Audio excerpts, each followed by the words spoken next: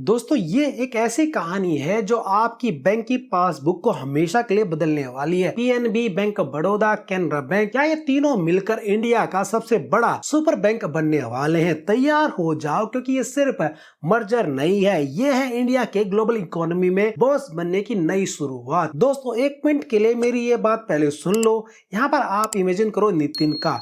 नितिन अपने गांव से मुंबई आया, उसने अपने गांव वाले पंजाब नेशनल बैंक यानी पीएनबी में जो अकाउंट खोला था ना, उससे एक छोटा सा बिजनेस शुरू किया था। लेकिन अब उसको अपने बिजनेस के लिए 40 से 50 लाख का बड़ा लोन चाहिए। वो गया मुंबई लोन लेने, लेकिन यहाँ के बैंक वाले बोलते हैं कि भाई नितिन, आपका अकाउंट तो हमारे दूसरे जोन का है और आपका बिजनेस अभी बहुत छोटा है।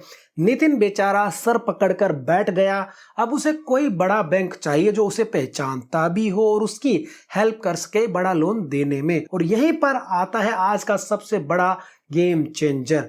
आज बात हो रही है बैंक मर्जर 2.0 की। दोस्तों क्या पीएनबी, बैंक ऑफ बड़ौदा और कैनरा बैंक मिलकर सच में एक एमएसएमई बैंक ऑफ इंडिया बनने वाले हैं? ये न्यूज इतनी तेजी से क्यों फैल रही है और अगर ऐसा हुआ तो क्या आपकी जिंदगी और इंडिया की इकोनॉमी पर इसका क्या असर पड़ेगा? तैयार हो जाओ सब जानने के लिए, क्योंकि ये न्यूज आपको हिलाकर रख देगी। चलो शुरू से शुरू करते हैं। तो सबसे पहला सवाल तो ये है कि इतने बड़े बड़े पुराने बैंकों को एक करने की जरूरत क्या है भाई? सब ठीक तो चल रहा है। देखो सरकार का गोल यहाँ पर बिल्कुल क्लियर है। उनको जो है दुनिया के टॉप 20 बैंकों में इंडिया के बैंक चाहिए।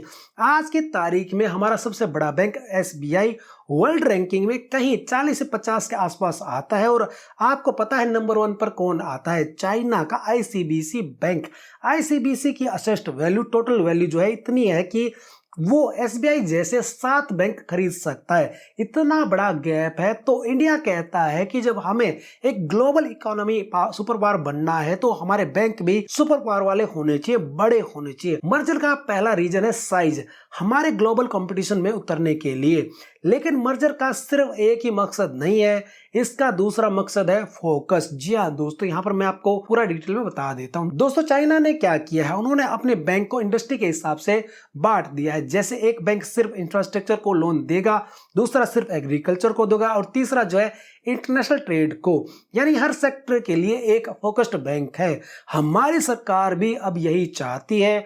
भारत अब मैन्युफैक्चरिंग हब बनने की तैयारी कर रहा है और अगले 20 साल में बन भी जाएगा। हमारे एसएमई यानी जो छोटे और मीडियम साइज के बिजनेस हैं वो तेजी से बढ़ रहे हैं, उनको बड़े लोन चाहिए, उनको सपोर्ट चाहिए। इसलिए यह जो नया बैंक बनेगा, एसएमई बैंक ऑफ इंडिया बनेगा, इसका प्राइमरी फोकस यही होगा कि इंडिया की ग्रोथ को फ्यूल करना, एमएसएमई को ताकत देना। और इसीलिए इस मर्जर की चर्चा सबसे ज्यादा हो रही है। दोस्तों बात करते हैं पावर की। ये तीनों बैंक मिलकर कितने शक्तिशाली हो जाएंगे? पीएनबी 18.6 लाख करोड़ के असेस्ट के साथ ये खासकर नॉर्थ इंडिया यानी पंजाब, दिल्ली, एनसीआर, यूपी का बॉस है। बैंक ऑफ बड़ौदा यानी बीओबी ये लगभग जो है आपका 18.62 लाख करोड़ के साथ वेस्ट यानी गुजरात, महाराष्ट्र और सेंट्रल इंडिया में मजबूत है। कैनरा बैंक लगभग जो है 17.31 लाख करोड़ के साथ ये साउथ इंडिया यानी कर्नाटका, तमिलनाडु, केरल का किंग है। सोचिए जब ये तीनों बैंक मिल जाएंगे, इनका जो टोटल असेस्ट वैल्यू है वो लगभग 54 लाख करोड़ रुपए हो जाएगा। और इस मर्जर के बाद ये आराम से 60-70 लाख करोड़ तक पहुंच जाएंगे। सबसे बड़ी बात, इन तीनों बैंक का कोर बैंकिंग सॉफ्टवेयर पिनेकल है, सेम है। मतलब मर्जर के बाद टेक्निकल इंटीग्रेशन यानी जो ट्रांसफरेशन है वो कोई सिरदर्दी नहीं रहेगी, सब कुछ स्मूथ हो जाएगा। और आपका पीएनबी अकाउंट अब पूरे इंडिया में बीओबी और कैनरा की ब्रांच में भी चलेगा, यानी ऑल इंडिया नेटवर्क रहेगा। अब आप पूछोगे भाई मेरा क्या? देखिए जब बैंक बड़ा होता है तो उसका फायदा आपको भी मिलता है। पहला फायदा यहाँ पर यह है कि जो बड़े लोन है वो मिल जाएंगे। आपके बिजनेस को कल अगर 50 करोड़ का लोन चाहिए तो एक बड़ा बैंक आसानी से दे सकता है, छोटा बैंक नहीं दे सकता। बेहतर टेक्नोलॉजी यहाँ पर आपको मिलेगी। मर्जर के बाद खर्च कम होगा और वह पैसा टेक्नोलॉजी और कस्टमर सर्विस को बेहतर बनाने में लगेगा। इसके बाद ग्लोबल पहचान यानी ग्लोबल आइडेंटिटी भी मिलेगी। एक भारतीय बैंक वर्ल्ड के टॉप 50 में होगा, जिससे इंटरनेशनल ट्रांजैक्शन और भी आसान होंगे। यानी यह मर्जर सिर्फ बैंक का नहीं है, यह भारतीय अर्थव्यवस्था के बड़े होते कदमों का सबूत है। हमारा देश बड़ा हो रहा है और उसे सपोर्ट करने के लिए हमें यह सुपर बैंक चाहिए। यह नया bank MSME bank of India जिसके बनने की बहुत ज्यादा पॉसिबिलिटी है, सीधे सीधे वर्ल्ड के टॉप 50 क्लब में अपनी जगह बना लेगा।